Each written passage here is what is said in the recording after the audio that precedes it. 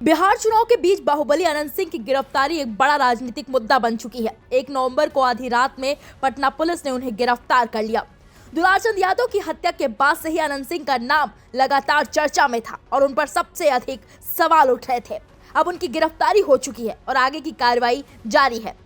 अनंत सिंह बाहुबली माने जाते हैं और उनका आपराधिक सफर काफी लंबा रहा है। 80 के दशक में अनंत कुनबे का आतंक बिहार में छाया हुआ था। इनके बड़े भाई और पूर्व मंत्री दिलीप सिंह की पटना में अपराध जगत में तूती बोलती थी। इधर बाढ़ और मोकामा में अनंत सिंह की आपराधिक सत्ता कायम हो गई। अनंत सिंह की आपराधिक सफर का इतिहास काफी लंबा है। 80 के दशक में गांव के ही मुन्नीलाल सिंह से इनकी खूनी अदावत छिड़ गई। इस अदावत में अनंत सिंह के बड़े भाई विरंची सिंह की मुन्नीलाल सिंह ने हत्या कर दी। इसके पहले अनंत सिंह ने भी मुन्नीलाल सिंह के कई स्वजनों को मौत के घाट उतार दिया था। मुन्नी अनंत के बीच कई सालों तक खूनी अदावत बाढ़ की धरती को खून से सींचती रही। बेगूसराय के पास मुन्नीलाल सिंह की हत्या के बाद अनंत सिंह कुनबे का खौफ बाढ़ में इस कदर छा गया कि खिलाफ में जिसने भी आवाज निकाली उसकी जुबान हमेशा के लिए खामोश कर दी गई।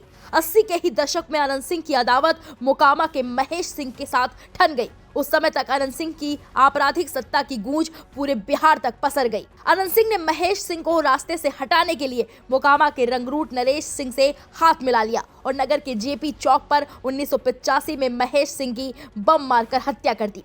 1985 में ही दिलीप सिंह ने मोकामा से निर्दलीय उम्मीदवार के रूप में विधानसभा का चुनाव लड़ा, लेकिन कांग्रेस के श्याम सुंदर सिंह धीरज के हाथों मात खा गए। इस जंग में पराजय के बाद दोनों भाइयों का आतंक बढ़ता ही गया। इस दौर में बाढ़ के राजपूत लड़ाकों से इनकी खूनी जंग छिड़ गई। अनंत सिंह ने इस दौर में दर्जनों राजपूत युवकों की हत्या कर अपना वर्चस्व बना लिया। अनंत सिंह के राजनीति में बढ़ते कदम की बात करें तो 1990 के चुनाव में दिलीप सिंह ने जनता दल के टिकट पर सियासी सफर का आगाज किया। 1995 के चुनाव में बाढ़ विधानसभा क्षेत्र से अनंत सिंह के भाई सचिदानंद सिंह और फाजो सिंह ने अपनी किस्मत तो आजमाई, लेकिन अपने ही वंश के विवेका पहलवान की चुनावी मौजूदगी में इनकी हार हो गई। इस चुनाव में विजय कृष्ण की जीत हुई। फाजो सिंह की पराजय का ठीकरा अनंत सिंह ने विवेका पहलवान पर फोड़ दिया। परिणाम स्वरूप विवेका पहलवान को लदमा गांव छोड़ना पड़ा।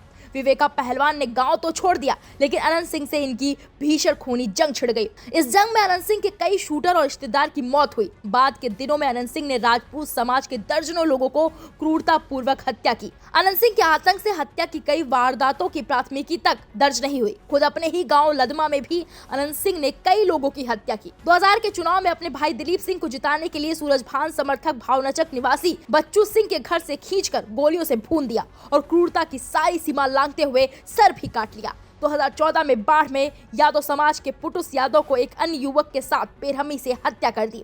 इस घटना में अनंत सिंह की गिरफ्तारी भी हुई। अनंत सिंह का 2 दशक का जितना लंबा सियासी सफर रहा है, उससे कहीं लंबा आपराधिक इतिहास भी है।